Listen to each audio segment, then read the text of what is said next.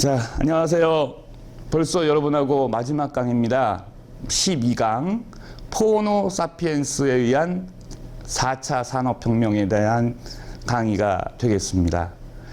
연령대로 따지면 30대 중반을 전후를 해서 그 이상층은 호모 사피엔스라는 학명을 그대로 따릅니다.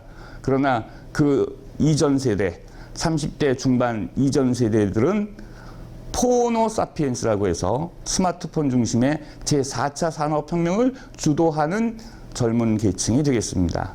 따라서 대한민국의 극심한 세대 갈등, 인류의 종류가 다르니까 당연히 부모 자식 간이라도 세대 갈등이 나타나겠죠.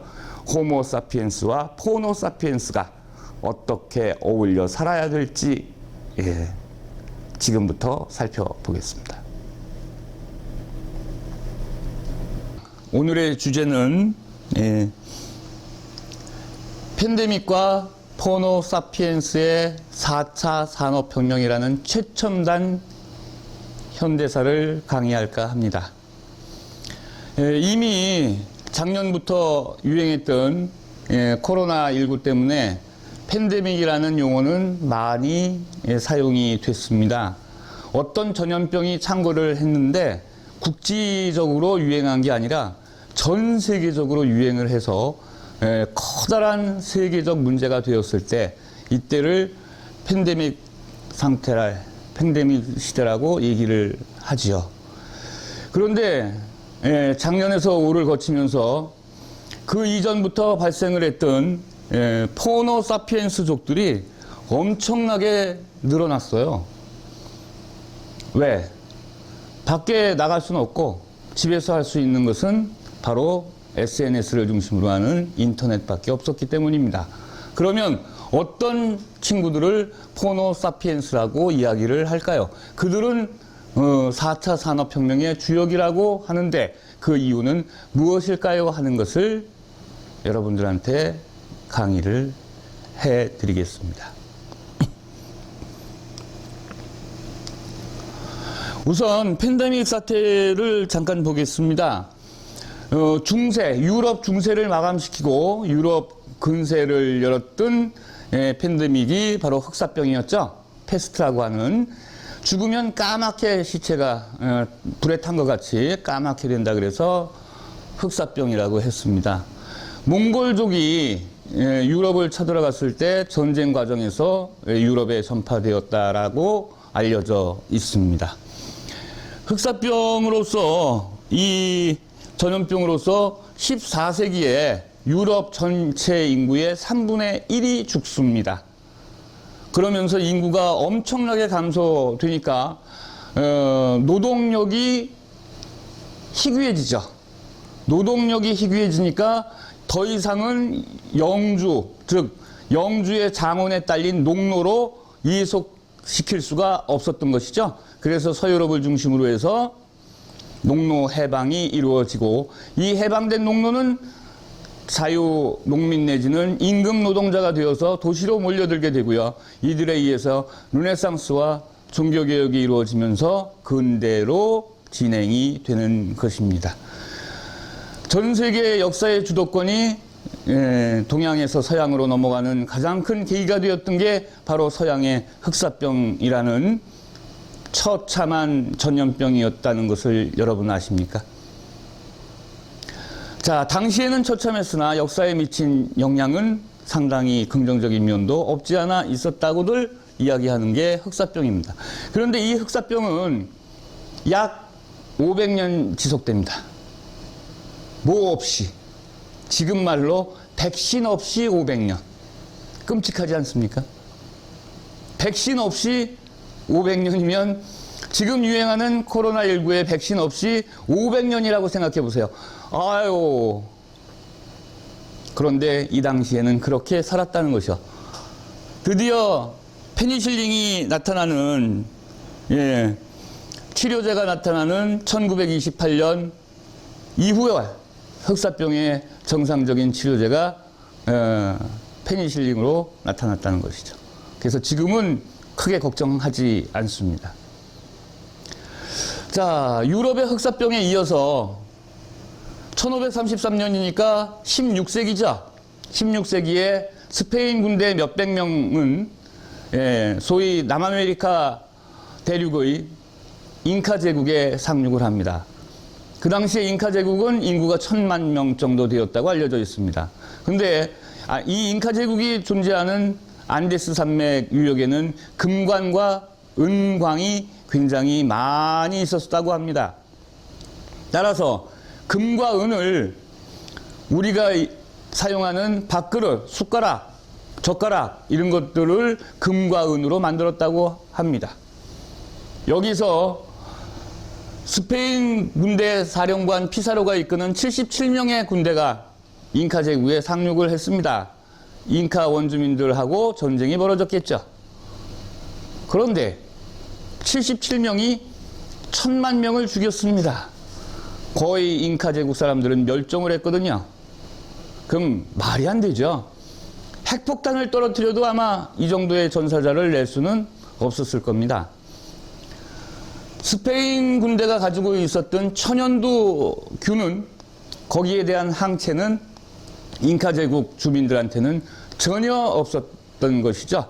그래서 지금으로 말하면 자연스러운 세균전, 스페인 군대가 상륙함으로써 스페인 사람들에게 항체가 있었던 천연두균이 항체가 없었던 잉카 제국 사람들한테 옮겨지고 그로 말미암아 삽시간에 1000만 명이 죽었다는 뜻이죠. 이 이후로 잉카 제국의 금과 은은 스페인으로 날라지게 되고 그 부귀영화는 스페인을 한 세기 동안 유럽의 최강국으로 발전시키게 되는 원동력이 됩니다. 그래서 영국이 세계 최강 국가가 되기 전에는 네덜란드였고요. 네덜란드가 세계 최강 국가가 되기 전엔 바로 에스파니아였죠. 1차 세계대전은 1914년에 터져서 1918년에 끝납니다. 1차 세계대전이 끝나고요. 지금과 같이 승전국이었던 미국이 미군들을 동원해서 유럽 각 지역을 장악하고 미군 기지를 만들었다고 합니다.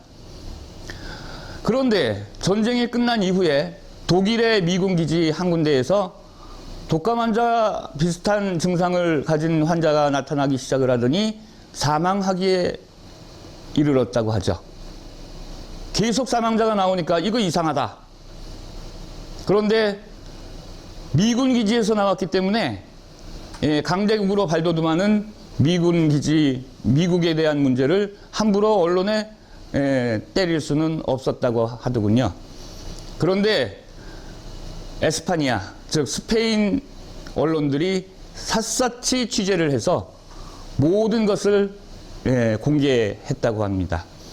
그래서 괘씸죄를 뒤집어 썼는지 원래는 독일 독감이어야 되는데 스페인 독감으로 명명이 되었다고 하더군요. 일말의 에피소드가 되는데 스페인 독감은 1918년부터 유행해서 만 2년에서 3년 정도 전 세계를 뒤덮었는데 1차 세계대전에서 전사자 숫자의 약 3배 정도가 1차 세계대전이 끝나고 나서 스페인 독감으로 죽습니다. 1차 세계대전 전사자 숫자가 군, 관민을 합해서 약 1700만 명인데 스페인 독감으로 1차 세계대전 직후에 죽은 사람들의 숫자가 약 5천만 명이라고 하더군요. 우리나라 그 당시에 인구가 약 1000만 명 정도 되는데 그 중에서 70만 명 정도가 스페인 독감으로 죽었다고 합니다. 일제시대의 식민지 치하에서 어떤 보호를 받은 게 없었겠죠.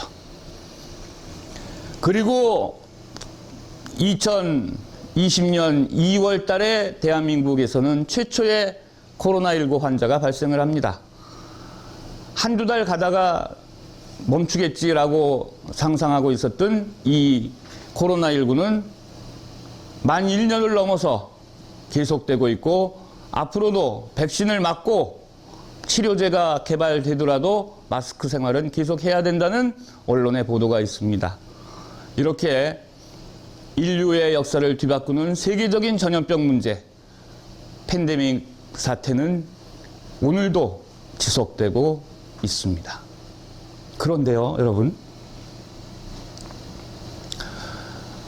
경제적으로 굉장히 대다수가 어려움을 느낍니다. 그래서 일말에는 이런 말도 있죠. 코로나19 걸려서 죽는 거나 경제적으로 굶어 죽는 거나 죽기는 똑같은 거 아니냐. 이런 자조적인 말씀을 하시는 자영업자들도 안타깝게 많습니다. 저도 피해자의 한 사람입니다. 학원을 운영하다가 심각한 타격을 받았거든요. 그 얘기는 너무 아프니까 빼기로 하고요. 자, 그런데 기업별로 또는 직업별로 오히려 매출액이 올라가고 이익금이 올라가고 돈을 많이 번 분야들이 있어요. 여러분이 잘 아시는 배달, 그죠? 어마어마하게 매출액이 올라갔죠? 그리고 비대면에 대한 상당 부분의 매출액은 급등했습니다. 이렇게 음지가 있으면 양지가 있고, 양지가 있으면 음지가 있고, 위기 상황이 있으면 위기를 기회로 잡는 분야가 있다는 것입니다. 어느 분야일까요?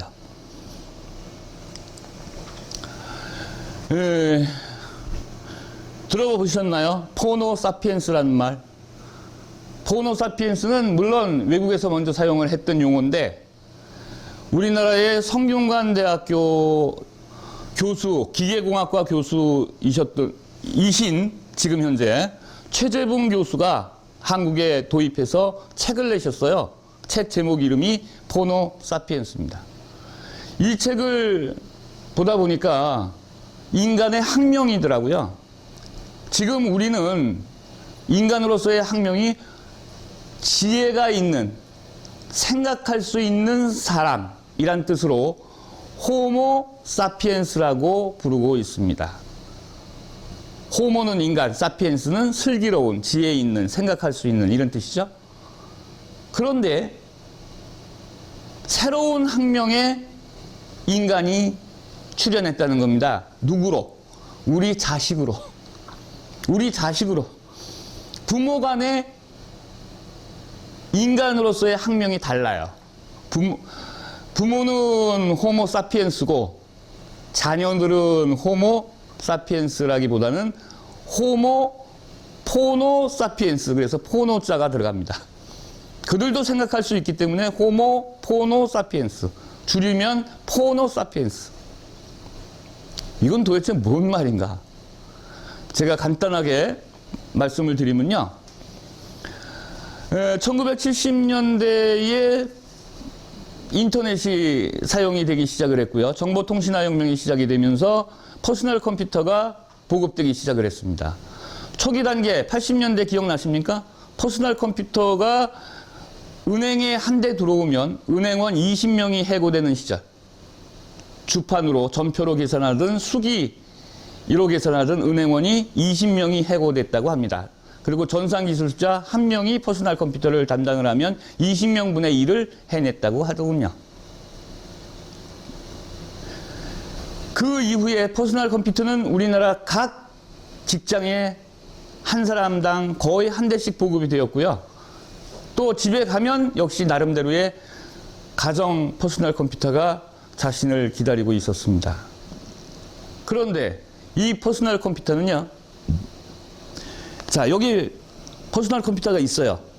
내가 사용을 업무적으로 했어요.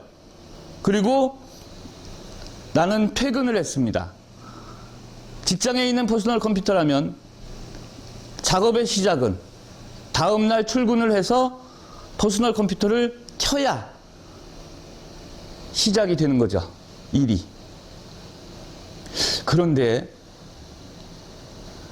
그렇기 때문에 이 퍼스널 컴퓨터는 인간의 일을 도와주는 하나의 도구였습니다. 맞죠? 도구. 그런데요, 이 도구였던 컴퓨터가 내 몸뚱이하고 같이 다닌다고 생각을 해보세요. 내 몸뚱이하고 같이 다닙니다. 그러면 내가 하는 일에 대한 작업할 수 있는 장소의 구애를 받나요? 아니, 내 몸뚱이하고 붙어 있으니까. 내가 공적인 업무를 할 수 있는 시간대가 제약을 받나요? 아니, 24시간 어떤 시간대라도 내가 눈 떠서 일을 할 수가 있어요. 내 할 일을 할 수가 있다고. 그러면 시 공간을 제약하는 요소가 완전히 이것 때문에 없어졌기 때문에 이것은 인간의 보조적인 일하는 도구가 아니고 간, 위장, 창자처럼 내 몸뚱이와 같이 이동을 하는 장기와 같은 존재가 되어버립니다. 내 일환이 되는 거죠. 그렇게 된다면 우리 몸에는 한방에서 얘기하기를 오장육부가 있다고 합니다. 이것까지 합하면 오장칠부라고 하더군요. 그래서 지금은 오장칠부를 가지고 다닌다. 그러면 맨 마지막 7번째의 오장칠부의 7부는 무엇일까요? 그것이 스마트폰입니다. 스마트폰은 그 이전 단계의 핸드폰하고는 전혀 다릅니다. 핸드폰은 전화입니다. 들고 다니는, 손에 들고 다니는 전화. 이 전화에 일부 컴퓨터 기능이 들어가고 일부 카메라 기능이 들어가는 거거든요. 근데 스마트폰은 달라요. 스마트폰은 컴퓨터입니다. 퍼스널 컴퓨터예요. 컴퓨터 기능에 세련된 카메라 기능이 들어가고 세련된 녹음 기능이 들어가고 세련된 전화 기능이 들어가는 겁니다. 컴퓨터예요. 전화기에서 컴퓨터로 바뀐 거예요. 그러면 이 스마트폰이라는 컴퓨터는 내 장기와 같은 역할을 합니다. 그래서 뭐를 없애줬다? 작업에 대한, 일에 대한 시간과 공간의 경계선을 없애줘 버렸다라는 뜻이 됩니다. 그래서 하나의 장기로 취급하게 되거든요. 이러한 문명을 가지고 사는 인간을 포노사피엔스라고 한다. 그들도 생각할 수는 있죠. 그래서 호모 포노사피엔스인데 포노자가 들어가면 굉장히 정교하게 시공간을 가리지 않고 자기 일을 할 수 있는 새로운 신인류를 뜻한다. 이렇게 보는 것입니다.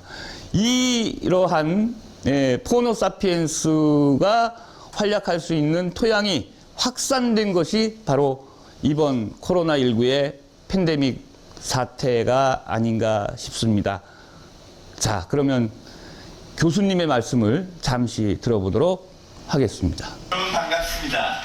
요즘 뜨는 대학, 성균관대학교 그리고 뜨는 학과 기계과학과에서 학생들을 가르치고 있는 최재봉입니다. 오늘 제가 세바시를 위해 준비한 내용은 4차 산업혁명 이야기인데요. 벌써부터 머리가 지끈지끈 아프시죠? 많은 기업에서 걱정들을 합니다. 백화점도 점점 없어진다 그러고요. 병원도 나중에는 약국도 달라질 거라고 얘기합니다. 그리고 실제 그런 변화가 조금씩 시작되고 있죠. 결국 4차 산업혁명이 그 높은 관심을 받게 된 이유는 시장의 혁명적 변화가 실제로 우리에게 다가오고 있기 때문이라는 겁니다. 사람으로 풀어보는 4차 산업혁명 이야기, 그 출발은요, 바로 이 시장혁명의 원인이 인류의 변화라는 겁니다. 기술의 발전이 아니고요. 도대체 사람들이 왜 소비 행동을 변화시켰을까요? 그건 바로 생각을 만드는 소스, 정보를 다른 걸 보기 시작했다는 겁니다. 그걸 만든 그 장고인 누굴까? 아주 분명합니다. 바로 스티브 잡스가 만든 스마트폰이죠. 스마트폰이 등장하고 나서 사람들은 전혀 다른 정보를 전혀 다른 방식으로 보기 시작합니다. 이제 인류는 자기가 원하는 것만 골라보기 시작한 겁니다. 그리고 정형화된 대중매체를 벗어나 인터넷에 받아라는 어마어마한 정보의 틀에서 자기가 원하는 것만 꼭꼭 집어서 보기 시작했고요. 2010년 이후 5년간을 봤더니 정보의 1인당 검색량이 무려 50배가 늘어난 겁니다. 그래서 이렇게 달라진 정보를 보고 달라진 생각을 채우고 달라진 인류를 새로운 인류, 스마트 신인류 또는 호모 포노 사피엔스라고 부르기도 합니다. 포노의 뜻은요, 스마트폰이라는 뜻입니다.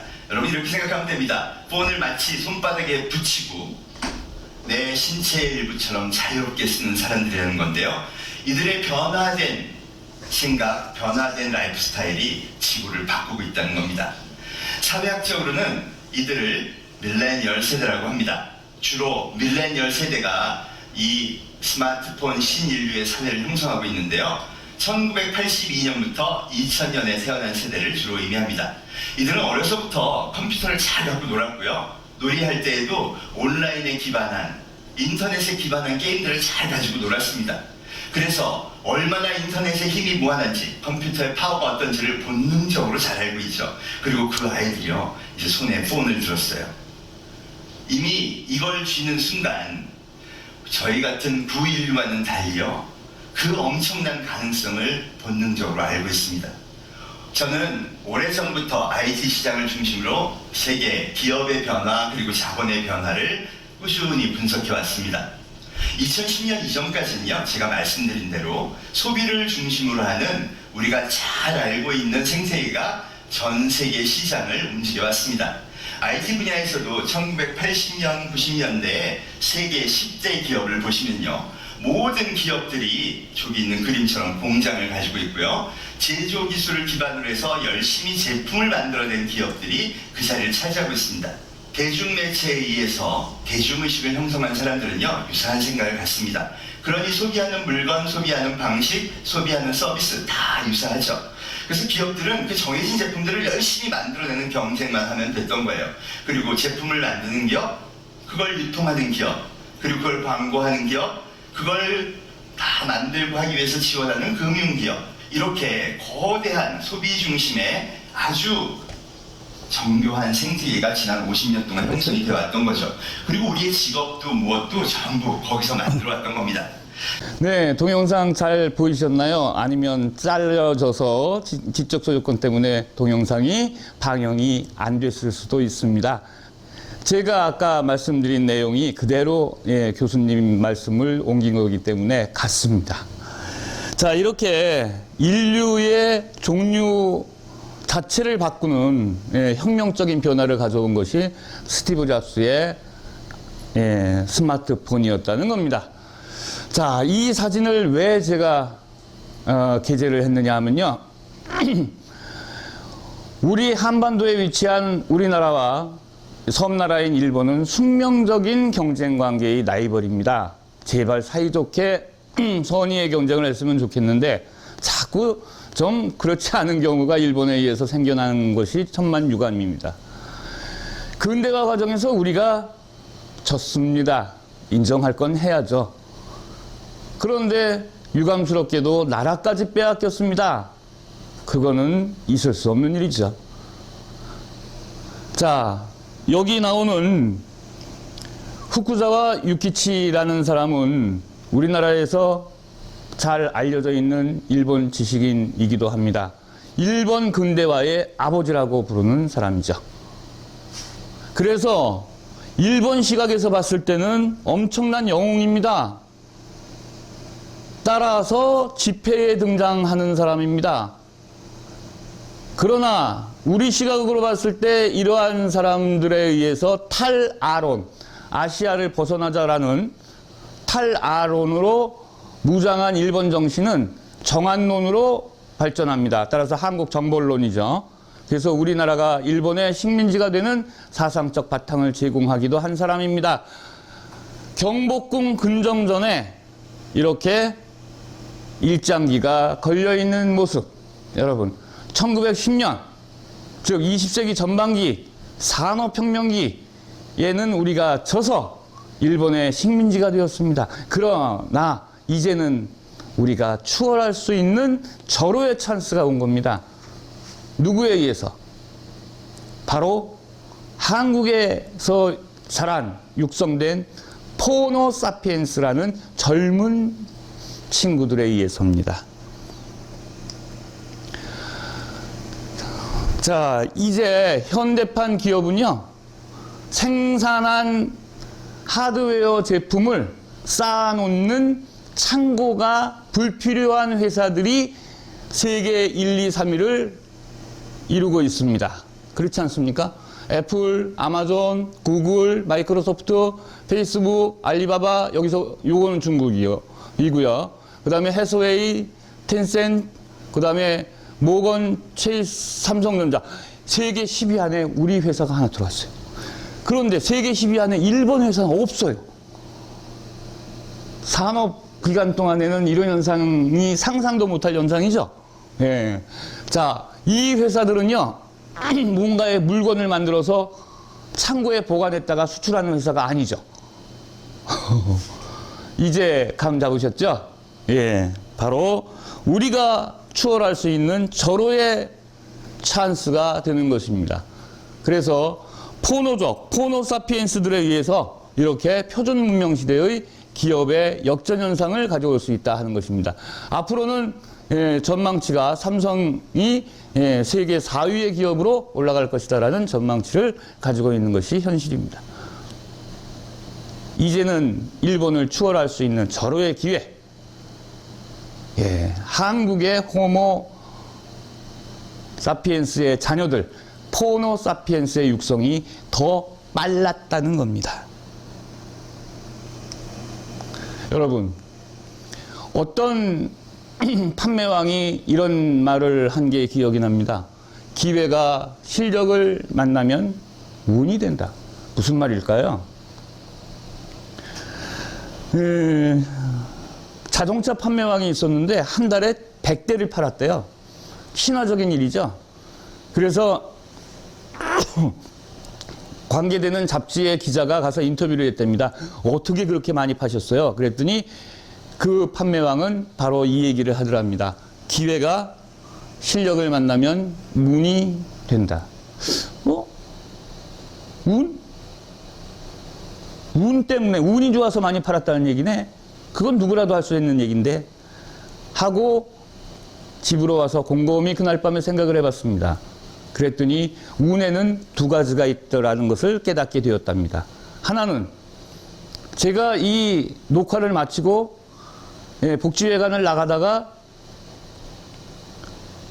100만 원짜리 자기 압수표를 주웠어요. 운 좋았죠? 그 행운의 운이 나 자신한테 오려면 확률이 몇 분의 몇 정도 되겠습니까? 몇 천만 분의 1 정도 되겠죠? 거의 인생에 있어서 한 번 오면 기적인 확률의 운. 그런데 그런 운이 아니라 내가 뭐에 대해서 굉장한 연구를 하고 있는데 그 계통에 취업 자리가 나서 급히 인재를 찾는 그런 운이 왔다고 가정해 보겠습니다. 내가 준비하고 있으니 잡을 수 있는 운이죠. 바로 전자의 운과 후자의 운은 다르다고 생각이 되었답니다. 그래서 이 운이라는 건 곧 준비한 상태에서의 맞는 기회다라는 것을 깨닫게 되었고요. 그 판매왕은 기자한테 기회가 실력을 만나면, 즉 어떤 기회가 준비된 실력을 만나면 성공을 할 수 있다라는 그런 내용을 이야기한 것이다라는 것을 깨달을 수 있었답니다. 그래서 영어방의 말을 다음 날 아침 잡지에 대서특필할 수가 있었다는 일화가 있습니다. 여러분, 각자 준비하시기 바랍니다.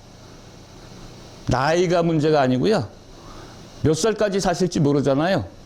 70대, 80대, 90대인 분들도 내일을 준비하면서 살아가신다면 보다 더 건강한, 보다 더 건전한, 밝은 사회가 될 것이고 춘천이 될 것이라고 생각합니다. 자, 12강 전체 마치겠습니다. 다음 기회에 뵙겠습니다. 고맙습니다.